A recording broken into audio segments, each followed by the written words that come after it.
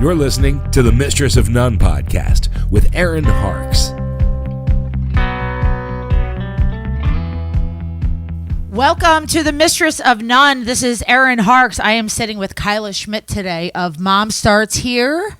That's right. How are you? I'm great. How are you? I'm fantastic. We are in your office today. We are. Little backstory. Kyla and I know each other because we're both fantastic singers. I mean, I'm speaking, for myself, but Really great. that was the connection that we made. And we also, of course, it's Albany, so we know People. everybody knows everybody else. But lately, I've been noticing that you've been popping up with this new endeavor, and I would love to talk to you a little bit more about that. So Yeah. Let's do it. let's do it. So Mom Starts Here. Tell me. Yeah. So we're 8 years old, actually. This month we turned 8, which makes me feel old No. because that's wild, right? But for the first 4 years, it was very much like me, after work, going to people's houses, dropping off stuff, and helping them work through life planning and just doing case management on the side, right? And then COVID happened and the need really rose, and I had really felt like it was time to stop working full time. I felt like God was like, you're not going back after maternity leave.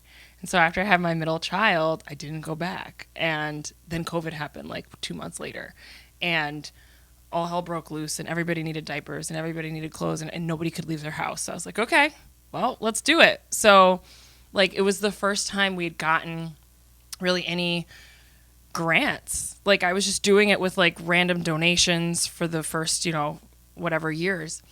And so we got some money, and I was shipping out diapers on Amazon and just doing the thing. That's amazing. Yeah. But it turned into everything that it was, right? Working one-on-one with families to now working with way more families, but just the scale changed. And then we ended up moving into this office so we could have people come to us post-COVID, and then it's changed a billion times since then and really grew. Now we're a staff of 4 full-time people, which is pretty dope. That's amazing. I knew I was going to be impressed with the story, but not even remotely this much. That is so amazing. Cool. That's so. This was just your brainchild 8 years ago. And to be fair, 8 years ago was not that long ago, because the last 4 don't count. Have only been 4 months. Right. Right. Doesn't count. I keep somebody said 2018, and they were 6. So yesterday? 6 years. I was shut up. Not processing this time. So no, 8 years is that's brilliant though. I can't this is amazing to see that you've grown into this, and it's a live running business now. It was just something that started that you just wanted to help people, and that's just so amazing to me. Yeah. So thank you. Yeah.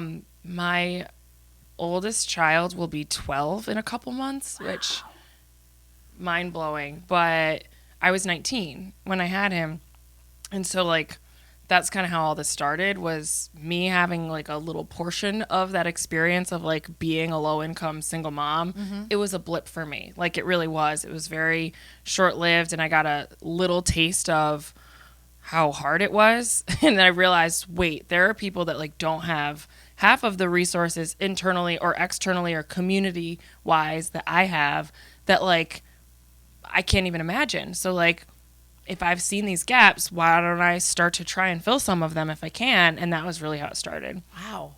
Yeah.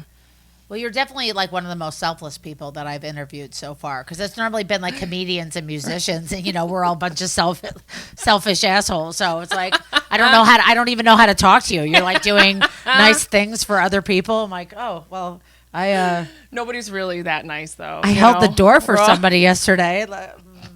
Does that count? No, I mean, yeah, I feel we're all, we all suck. At the end of the day, we're all people.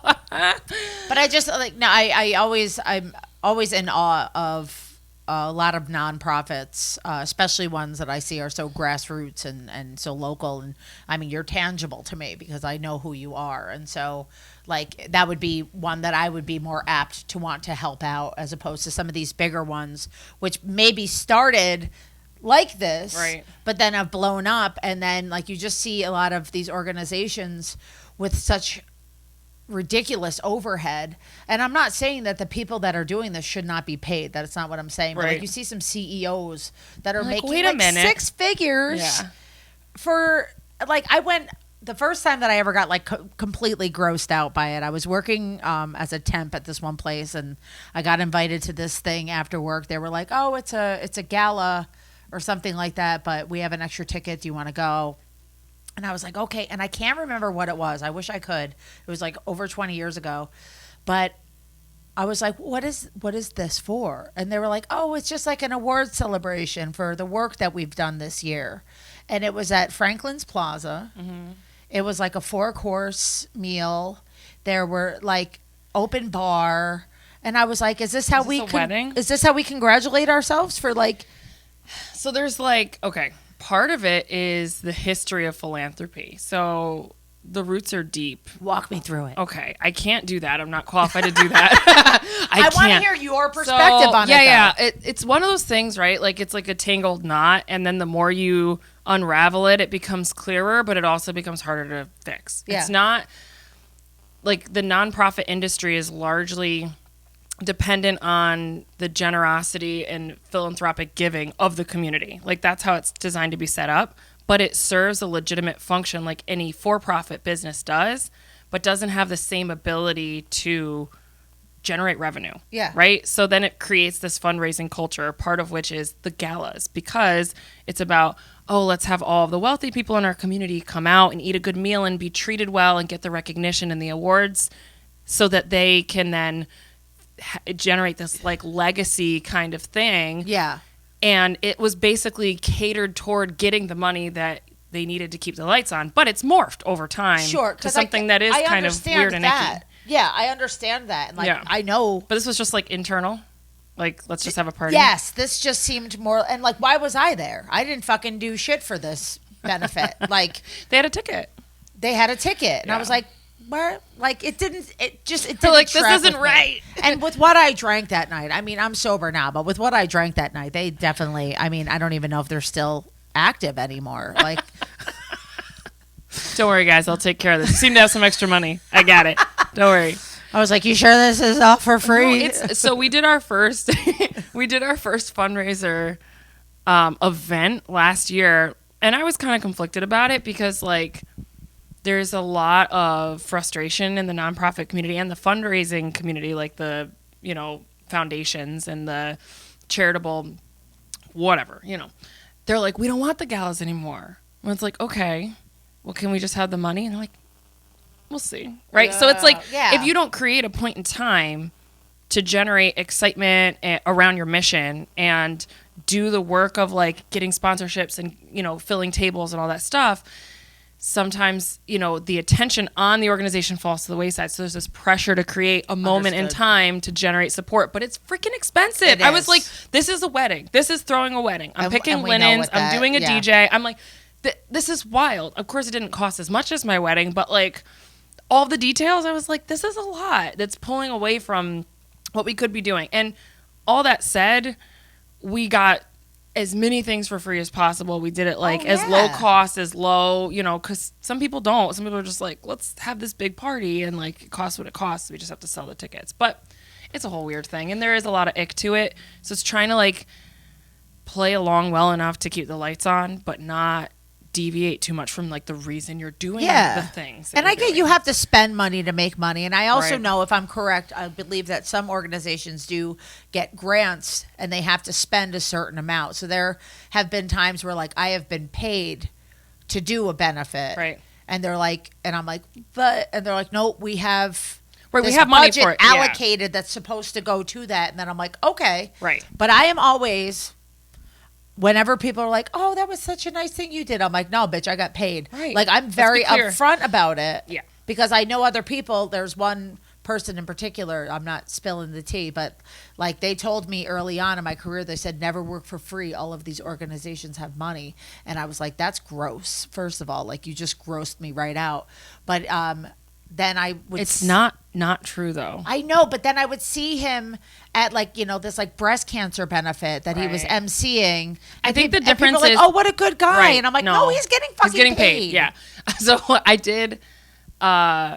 I had a gig last year for the Humane Society at that huge, crazy, what's the venue in Albany by like Pearl Street? It's got the lights on the ceiling. Oh, State Street, the 90 State or 60 State? No. Right around the corner, though. Kenmore? No. Oh, it's going to drive me crazy. Whatever. We should know this. It was huge. We should.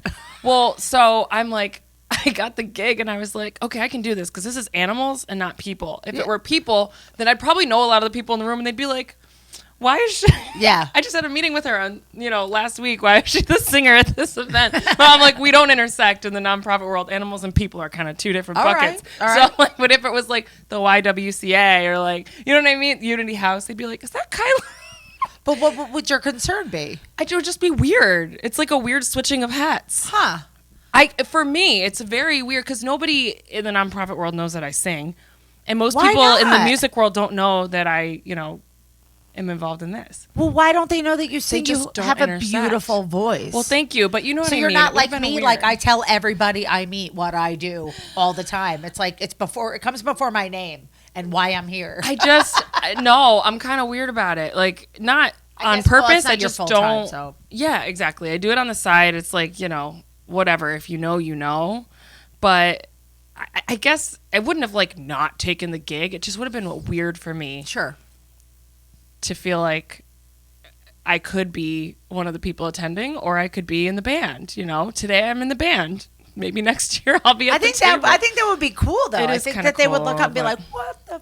Yeah. I think that's awesome. Which has happened. I have like sung at weddings that like, people that knew me from the community were like, Yeah, I guess people are only you really doing? know me as somebody who performs, so they're not Right. generally surprised right. to see me there.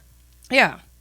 Not that I wouldn't have done it. It just would have been like a weird Yeah, surprise. I was like, alright. I'm glad that's animals. I'm not going to know anybody here. All right, fair enough. I would have been like, whenever I like, am like, whenever I'm trying to raise money for something, I feel like I'm like panhandling, and then, next thing you know, like somebody sees me out at dinner or something, like that's my weird guilt thing. I'm like, this is my own money. I earned this. Yes. Yeah. Because there is an element of, I feel like I can be very shady, but it's always for a good cause. Like somebody Right. will be like, we can't get back. And I'm like, I got this. Hold on. And I just do some shady shit, but it's to raise like hundreds of dollars Right. for somebody, It's a good thing. Yeah. Maybe we need you. You know what? You should come do that for us. That'd be great. You could be out there fundraising the Erin Harks way and just, I'm be as shady as you need to. Yeah, well, I'm permission considering granted. doing like picking people up by the ankles and shaking Right. them out kind of thing. Yeah. Do you care about babies or not? just You were a baby once. right. Yeah, that should be That's enough. my tactic. Yeah, I have like to it. strong arm some people. Mm-hmm. No, but I've actually gotten into the event planning a little bit, and I have been offering my services too, because you were talking about all the work that it went in. Yeah. But I've been offering a heavily reduced rate to nonprofits that are Love good that. nonprofits that I can help them arrange a gala, maybe even perform at the gala. Girl, that is like all that I like that. Yeah, but like You're wearing your hats and you're switching them real smooth. Well, I'm like, that's- my other hat is way over there. Nobody talk to me while I go put You've it got on. like tape, Don't even look at tape me. down the middle of you. Right. Yeah. No, because it's funny because I'll go do like comedy somewhere and I see that they have this other area and I'm like, do you guys do music?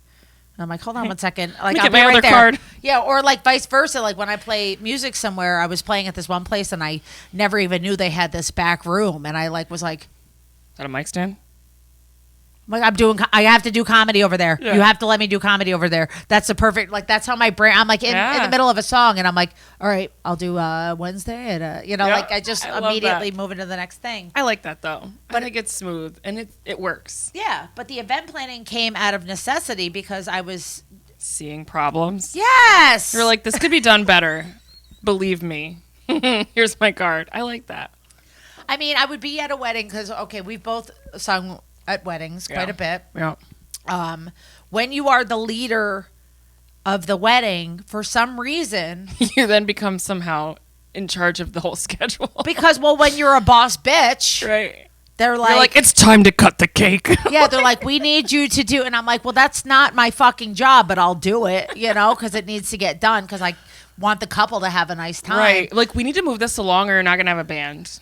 Like, yeah. Uncle whoever can't have a 40-minute speech. No, I'll let him have a 40-minute speech. Because you get to sit down. But Yeah. I'm just saying, you can't help but, like, at least warn the event planner, like, the wedding's running out of time. Yeah. Like, they haven't danced. We should probably, Well, like, the last one I did, I had to kind of start to move things along because they were like, because people were complaining that we weren't playing yet. Right. And I they was look at you like lazy band. I go, they haven't eaten yet. We're not going to play until the bride and groom have eaten. Like, that is just, we're not wasting all of this energy while they can't even get up and dance. Right. Like, we've already addressed that with the bride and groom. But now drunk uncle is like, when are you guys going to fucking play? I'm like, I don't work for you, pal. And Dunkle. And back off. Drunk uncle. Drunk uncle. The yeah. dunkle.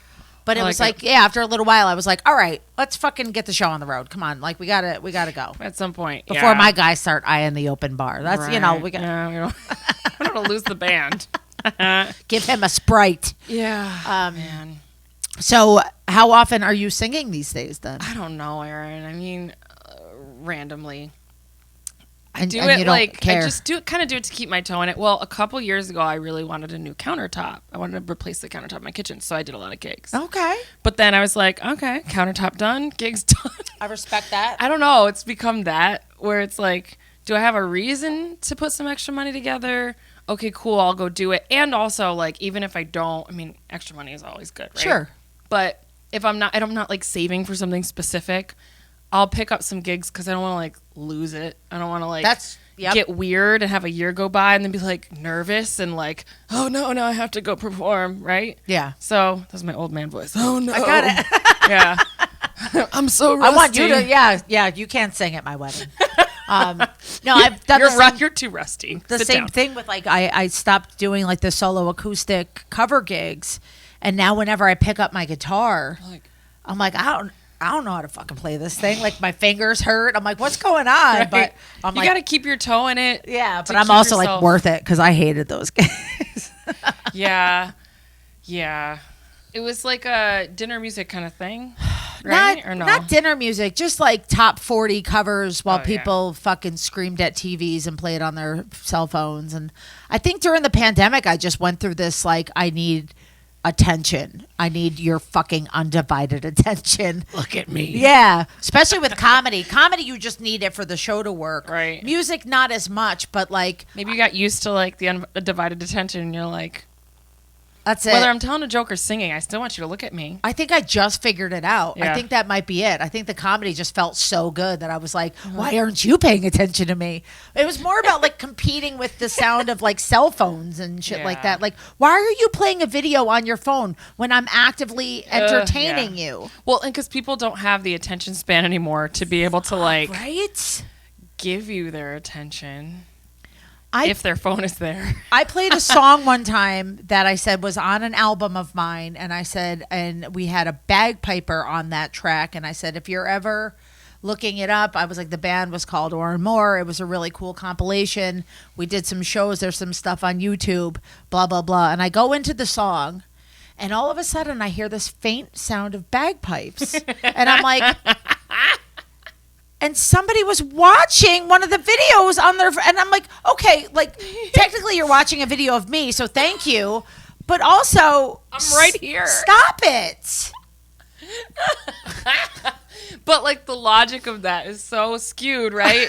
Like, I literally have you right in front of me, but I'd rather watch something that you did live before on my phone. These are the people that record fireworks, okay? That's the people that we're dealing with, because you'd rather watch it on a fucking 6-inch box later than in the sky and be present for it. And your videos are always shit. Stop doing it. We're not watching them on your page. Okay, so we need to coin a term, because it's not FOMO, because you are missing out. It's like fear of future missing out. Ammo. Right, but it's like, right. You're not FOMO, you have ammo. But also, like... You want the memory in the future, FOMO. So that if you fear of missing out later. That's it. That's really it. Oh, I was hosting this one comedy show, and it was a very big name coming through, and I said, keep your fucking cell phones away. I was like, he could be working on new material. It's rude. I go, also, be present in the show. And I go, and furthermore, I go, if you need to prove to somebody that you were here, have them message me. I'll vouch for you. Put your fucking phones away. Like, there you go. Stop it. Like, why do you want to watch that later? Right. Like this. And also, you're not going to. That's the crazy thing. Like, you're literally never going to watch that. Yeah. Who's going to sit there and be like, oh, having trouble falling asleep? Let me watch those fireworks from last year. Yeah. No. Not going to do, like. This was awesome. Right. I will tape like a little bit of concerts here and there because I will watch it later. Yeah. But like, I mean, I went to see Rage Against the Machine at Madison Square Garden. Nice. And I thought my husband was going to rage against the guy in front of us because he just had his phone up the entire time.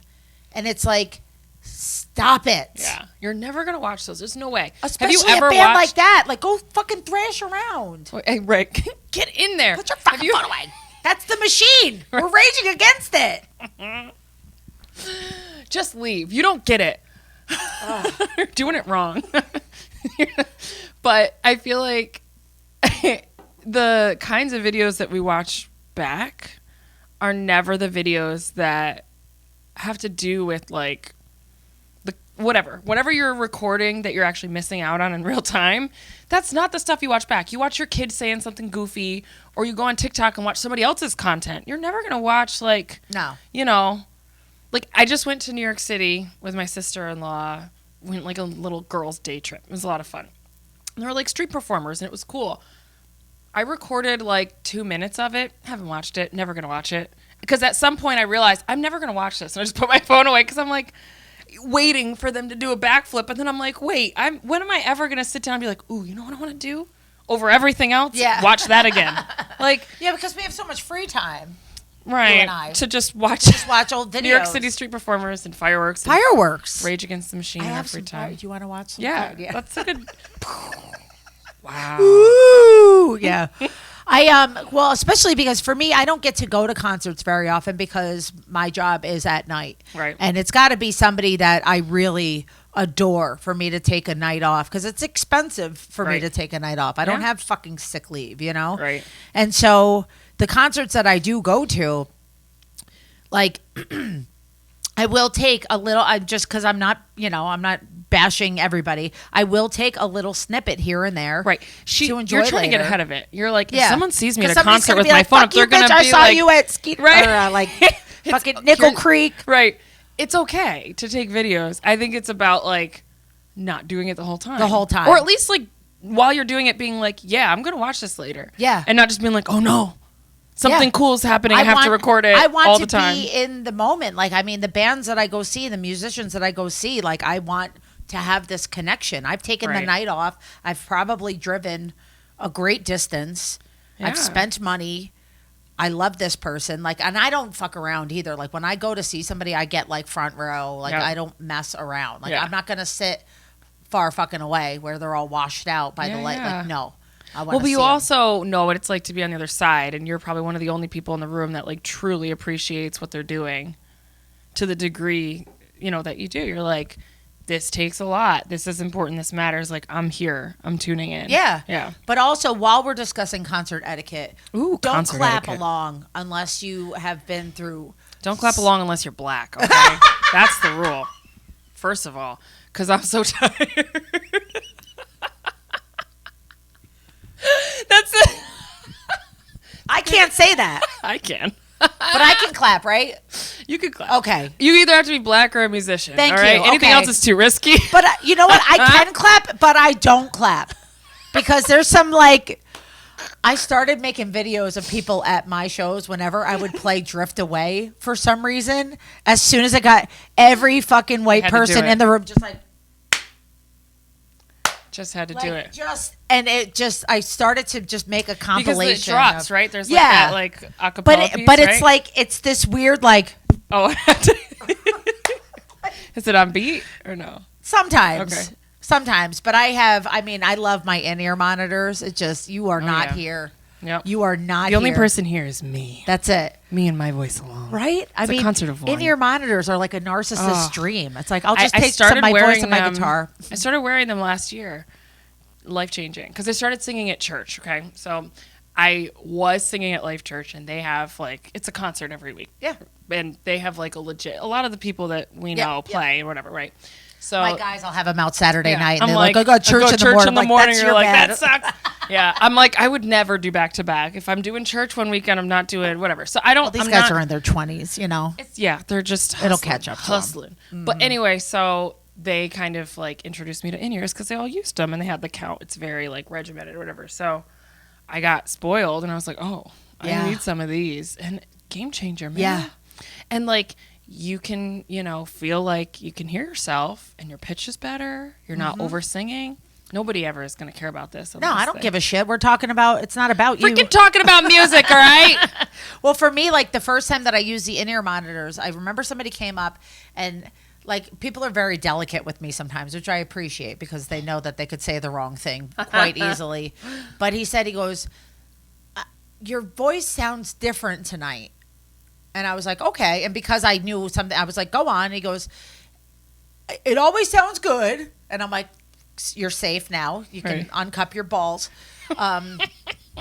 They were like, but it sounded like, I don't know. And they're like you weren't straining as much. And it was at this place, and this person only comes to see me at this place. And this place is so fucking loud. Yeah. It's so fucking loud. Yeah. So I was just doing it just to hear myself. Right. And so now I'm like, oh, give me the beat, boys, and free my soul. Yeah. There was a big difference, but it also you can sing like yourself instead of singing to be heard to see what you sound like, so you can try and sing like yourself. Yep, and it saved my voice because honestly, I was looking at not being able to sing anymore. I was going to see surgeons and specialists and checking shit out. And this one, so you didn't use in-ears until Nope. when? Till 5 years ago. Wow. And this guy, this surgeon in Syracuse, he said, I have something called a sulcus, which is like an indentation in my vocal cords. And it's fine. If it collapses, then I'll have an issue. But he goes, here's what you do. Like, I don't eat anything fun anymore. I don't have dairy after like a certain time of day. Okay. Because he was like, no dairy. Like and I was true like, go vocalist, fuck yourself. When he said no dairy, I was like, I'm sober. I get my fucking ice cream. And then there will be cheese. Yes. Yeah. And then he said, and get in-ear monitors. And I was like, all right. And I got like state of the art. I did not skimp on them at all. And it saved my voice. Within a year, I was back to normal. I like that you can, like, if you're singing with a band, you can really turn that guitar down a little bit. Like, oh, yeah. Everybody's so nice down. to control the levels. So maybe people don't know what they are. They're headphones, and you can control the sounds of the rest of the band and yourself. And if you get custom molding, it fits so perfectly in your ear that it really does isolate almost every other sound. They're like noise canceling kind of. Yeah. You turn into Britney Spears. Oh, baby. You got the little like and it looks 90s really headphone. cool too. You're like, you like take them out like what? And you're like, hang them over your shoulder. What? Oh, me? Yeah. I wear them around my neck. I'm like one of those assholes that like works for the state and doesn't take their fucking placard off after they're done working. Or a doctor with a stethoscope. We all need our tools. Yeah, people with their ski lift tickets in the middle of summer. Those people. That's me? That's yeah, us. I Yeah. ski. Yeah, those are my in-ear monitors. Right, no big deal. Freaking important, okay? I was on stage. What a mess we are. I love it though. It's bad. Oh, well, it's been absolutely amazing talking to you and just catching up. And honestly, like I would love to help work with you guys I'll anywhere. put you to work. Let's do it. Let's You know how to hustle. We can use that. You know, That's good. I mean, like I said, I was all of a sudden like I saw you like on the news and there's articles and stuff, and I was like, girls, like making this happen, and that's admirable. It's even more admirable, like like I'm a hustler, but it's all for me, and you're but like also like so that you can like live. Oh, sure. It's also a career. But you're helping other people live, and I think that that's pretty admirable. But I also get paid. It's a job, in all fairness. But social entrepreneurship. Just take the fucking compliment. Thanks, They Erin. don't come easy to me. Appreciate it. Like I'm working really hard over here. All right. I think you're it. amazing. No, I do. But tell us like how people can contribute, how we can find out more about. Yeah. So momstartshere.org. We have a podcast, A Mother Like No Other. What? Streaming on Spotify, iTunes, and Google Podcasts. Is that what it's called? Whatever the Google one is. Everywhere. Do you have a website? Momstartshere.org. Nice. You can donate. You can sign up to volunteer. You can learn more about what we do. We accept gently used baby items. You can drop them off 24/7 in our lobby.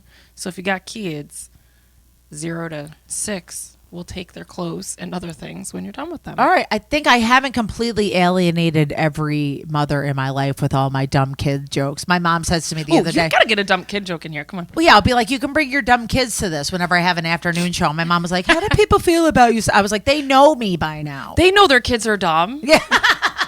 Like telling them anything they don't know. Your kids are dumb. And now you can That's bring the them whole out to thing. see me. And you know what? I'm going to be nice to your kids. I'm going to play Right. songs for them. But I mean, in they're reality, we love them. We all were them. And, you know, that's part of what being a kid is. You don't know things. I'm dumb. Dumb By knows definition, you're dumb. dumb knows dumb. My Like, son's going to respect. hear this and he's going to be like, really, Mom? Really? Thanks a lot. You know, Your mom's going to listen. She's going to message my mom, and right. they're going to talk They're about gonna how talk about terrible it. we You're are. like, aren't the girls awful? What have we done? Hi, Mary. Hi, Mom. Hi, Mary. Hi, Carol. No, it's been wonderful. So, mom starts here. Yeah. Mom singular starts here.org. Yeah. Are you on Instagram and Facebook? We're on Instagram and Facebook, mostly Facebook.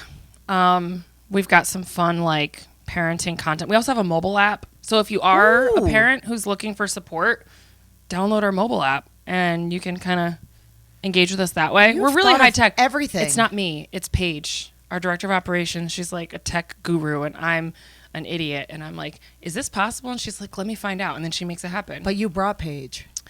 I will take the credit for There that. you go. Yeah. See? You know, I will. See? Quit- Here's my bow. Quit being so selfless. She's going to be It's like, getting really? old. Everyone. Paige, London, my mom, everyone's going to be like, why? You're the worst. Thanks.